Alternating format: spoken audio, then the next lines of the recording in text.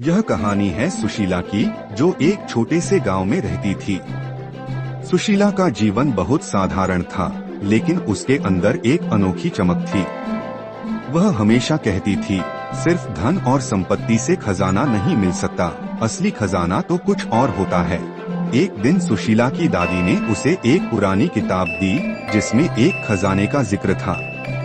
दादी ने बताया कि इस खजाने का रास्ता किसी प्राचीन गुफा तक जाता है, जो गांव के पास एक पहाड़ी के नीचे छिपी हुई है।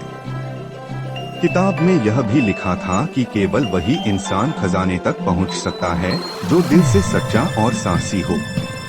सुशीला को यह कहानी इतनी रोमांचक लगी कि उसने तय कर लिया कि वह इस खजाने की तलाश करेगी। वह गांव के अन्य लोगों से भी मदद लेने की सोची, लेकिन किसी ने भी उसका साथ नहीं दिया।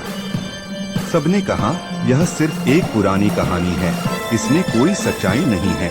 फिर भी सुशीला ने हार नहीं मानी और अकेले ही खजाने की तलाश में निकल पड़ी। वह पहाड़ी तक पहुंची, लेकिन रास्ता आसान नहीं था। घने जंगलों में चलना पड़ा, फिर खड़ी चढ़ाई और खतरनाक रास्तों को पार करना पड़ा। कई बार उसे लगा कि वह रुक जाए, लेकिन उसकी हिम्मत उसे आगे बढ़ाती रही।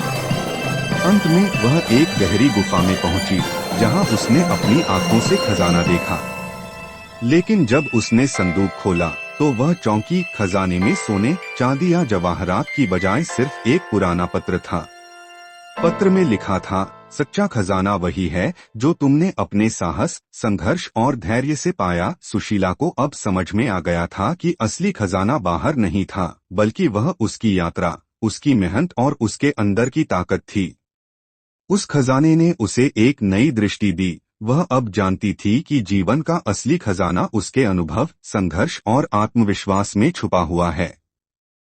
सुशीला खाली हाथ नहीं लौटी, क्योंकि उसने सबसे बड़ा खजाना पा लिया था, अपने भीतर की शक्ति और आत्मबोध। यह कहानी हमें यह सिखाती है कि खजाना केवल बाहरी चीजों में नहीं, बल्कि हमारी मेहनत, संघर्ष और आत्मविश्वास में छुपा होता है।